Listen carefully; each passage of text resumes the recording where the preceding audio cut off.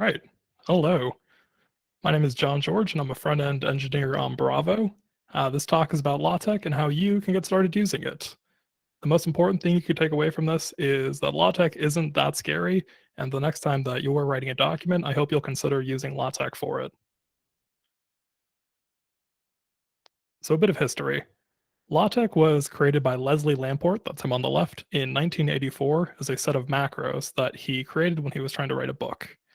These macros were based on the TeX typesetting system, and typesetting is just a pretentious word for how letters and symbols are arranged on a document. So, TeX was written by Donald Knuth in 1978. He was working on the second volume of his book, The Art of Computer Programming, which is a prolific book in computer science. He got the proof back from his publisher and he just hated how it looked, so much so that he went on to learn the traditional rules for typesetting and he implemented these digitally. And that is what became TeX. And if you're totally new to this, you might be wondering about the pronunciation. TeX is based off of the Greek word techne. So those first three letters are tau, epsilon, and chi. They most resemble the English T, E, and X. So Knuth took those and named his typesetting system after them to pay homage to the Greek word techne, meaning art or style. So now we know who made it, we know how to say it, but we don't know much else. LaTeX is commonly used in scientific papers. It's also a popular choice if you're writing a book, clearly, as seen by Knuth and Lamport. But basically, any document that would benefit from high typographical quality is a great candidate for using LaTeX. And there's a few key features that really make it stand out in those situations. Firstly, a core belief is that LaTeX has the separation of the document's content and its appearance. And we'll get into that later, but you can essentially think of it as the polar opposite of a WYSIWYG editor. Second, math formulas can be easily typeset, and that's just a fancy way of saying you can write complex math equations pretty easily. And lastly, it is open source under the LLPL or LaTeX Project Public License. I don't need to explain why open source is important to this group of people, so we're just going to keep on rolling. If you wanted to start using LaTeX, you have a few different ways to go about it. And I'm sure after these 5 slides, you're already all sold and you're just chomping at the bit. But if you wanted to work with LaTeX locally, you'll need a couple things. One of those is a LaTeX distribution and a text editor. So I've mentioned MikTeX. It's popular because it can be used on a variety of operating systems. And I mentioned Vim because it's popular for being the best text editor in the world. If you don't have the time to download the 5 gigabyte LaTeX distribution, there are a number of online editors that you can use. I mentioned Overleaf. It's a personal favorite of mine, mostly because it allows me to use Vim key bindings. So let's take a look at this document. This is an example that actually comes from the LaTeX project website, and we can see a few things right off the bat. This document has a title, it has an author, has a date, and it has some content to it. If we were to recreate this in a word processor, we might do a few things. For example, we might change the title to be 18-point font Times New Roman, maybe would italicize the author's name, so on and so forth. Now, when we do this, there's actually 2 results. We're wasting a lot of time on designing our document, and we're probably going to end up creating a document that doesn't look that great. And I'm about to commit the cardinal sin of reading off of a slide, but I think it's worth doing here. So, LaTeX is based on the idea that it's better to leave document design to document designers to let authors get on with writing documents. So that comes from the LaTeX project. Now let's look at the same document, but this time it will be written with LaTeX. All right, so it's all the same content. There's just some new stuff added. It's really easy to tell what's new because it's all green. We can translate what is happening here in English, that this document is an article. It has a title of Cartesian Closed Categories and the Price of Eggs. We know that the author is Jane Doe, that it was written in September of 1994, and that the document will present the title and then a little bit of text, hello world. We'll talk more about this later, but all you need to know for now is that this document will get magically transformed into a PDF. The PDF looks like this. I'm holding for applause. Um, I'm sure everyone is admiring how beautiful that this looks. But all jokes aside, this document actually looks pretty good, and we didn't do a single thing to describe how it should look. We did not specify that Cartesian closed categories in the price of eggs should be bigger than the rest of the text. We didn't say that anything should be centered. That's because we get predefined styles from our document class.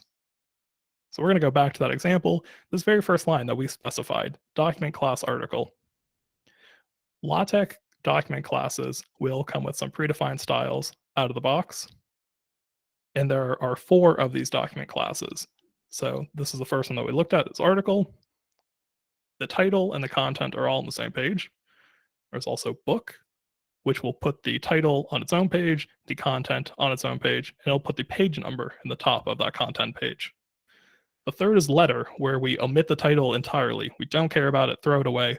All we care about is the content. Lastly, there is report. This looks a lot like book, except the page number has moved to the bottom of the page. Now, you're not restricted to only these document classes. You can create your own. We'll look at those at the very end of this presentation.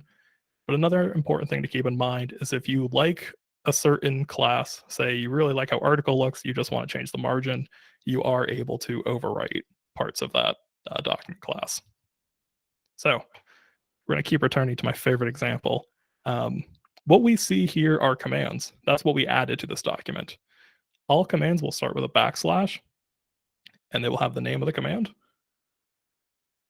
Sometimes these will take options that are surrounded by brackets. Most of the time, these will take arguments that are surrounded by braces. This slide looked a lot cooler in my head, so I apologize for that. Commands are LaTeX bread and butter. So everything you see will be related to a command in one way or another. This is just a small glimpse into some of these commands. And we're going to pull a couple of these and look at them more in depth. So this is emphasis. It does what it says on the tin. It will take text as an argument, and what we get back is emphasized text.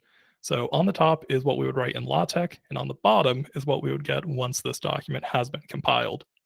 This is fine. It's a bit basic. I mentioned earlier that LaTeX is really good at doing mathematical equations, so let's look at that. So this is definitely different than emphasis. It's a bit overwhelming at first, but we'll break it down to the point where it's super easy to understand. To start off, this backslash bracket notation is just a shorthand way of telling LaTeX that we're about to write a math equation and we want it to be displayed as such. So our first command is sum. This will tell LaTeX to give us the symbol for sigma. Next, we have underscore n equals 1, and that's just saying to put n equals 1 underneath of sigma. Next, we have infinity, which is telling LaTeX to put infinity on top of sigma. Here, we're saying to put the number 2 to the power of negative n. And lastly, this is the real kicker, equals 1 will become equals 1. So when we combine all this together, we get something that looks like this. And I would wish anyone who is trying to write this in Microsoft Word good luck. Once you get familiar enough with LaTeX, you can bang these commands out quickly enough that you could write them on a whiteboard. So LaTeX is great for taking notes in mathematical settings, but also for writing documents that benefit from showing equations like this. Now, I hinted that LaTeX magically gets turned into a PDF. What actually happens is your document needs to be compiled. Your distribution will be responsible for coming with the tools to do this. In my case, I use the terminal command pdf LaTeX. So let's say we have foo.tex. When I run that command, I get 3 new files back. That is foo.aux, foo.log, and foo.pdf. Foo.aux is the LaTeX auxiliary file. It's used to store information between the runs of the LaTeX compilation process. It's not so important for smaller documents, but if we were working on a more substantial document that had things like references, we would save time on subsequent compilations because of the information that's stored in that file. Now, if I'm being totally honest, I've never used the auxiliary file. I Googled that last night. Uh, Next, we have our log file, and that has information about the compiler that we used, any packages that we might have included, and other useful information when it comes to debugging. Lastly, we get our PDF, and that's the beautiful end result that we're going to send to our friends and family to demonstrate that we care about quality typesetting.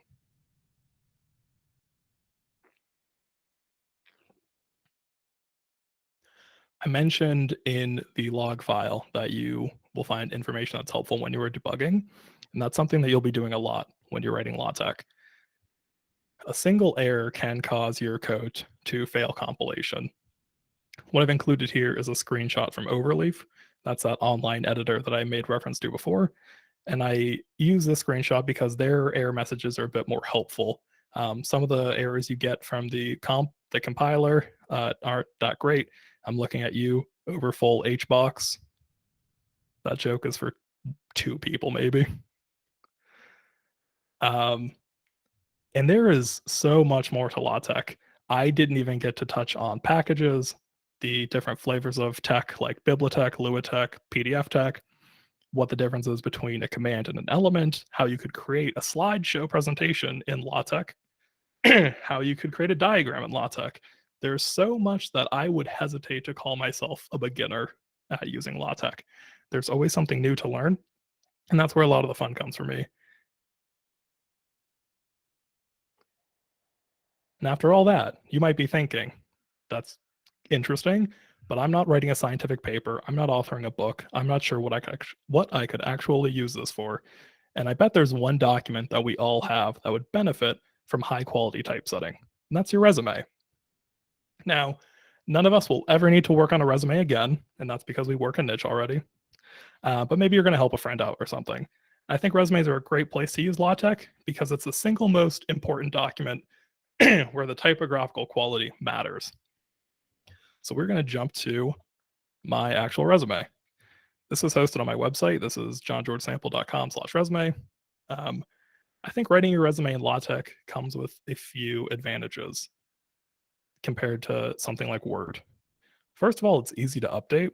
When I was writing this in Word, I was constantly having to fix things. If I added a position, I would manually update the spacing by clicking the spacebar a bunch to get the text padded correctly. It was very brittle. That's not something I have to worry about when I work in LaTeX. Second, it is easy to track your changes because you can use Git for your version control. So my resume is stored in a private Git repo, and it's so much easier to walk back through the Git history than it is to fuss with something like Word's versioning system or trying to save multiple copies of a .doc. You also have the opportunity to get fancy with it. This is not just a PDF sitting on a server. This repo is connected to Netlify, which is a web hosting service that is similar to Vercel, if you're familiar. Any changes that I push to master will trigger a build on Netlify servers.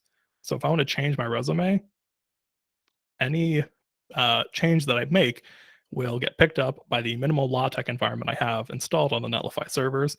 My tech file will be compiled, and the PDF gets served to this web address. So a quick example of that is if I wanted to add a new skill, all I have to do is make the change, commit it, push it. Suddenly I get a local copy or a local PDF that has my resume up to date, and it's in parity with the copy that's on my website. This is great for me because I'm no longer having to worry about like, the resume I have on my website is a couple months out of date. It's not a huge problem. I'm kind of lazy and I don't feel like uploading it every time I make a single change. That's no longer a problem since writing my resume in LaTeX. And we can look very briefly at the code. I'm not going to walk this line by line or anything. I just wanted to give show an example of what a more complex document looks like. So on the left is the document's content, and on the right is the document styles. These are being brought in via that custom document class that I made reference to earlier. That is document class resume. It's not something you get out of the box with LaTeX. So that's really all the content that I had prepared. Love to leave the remaining time to answer any questions or just shoot the breeze about LaTeX and what you could use it for.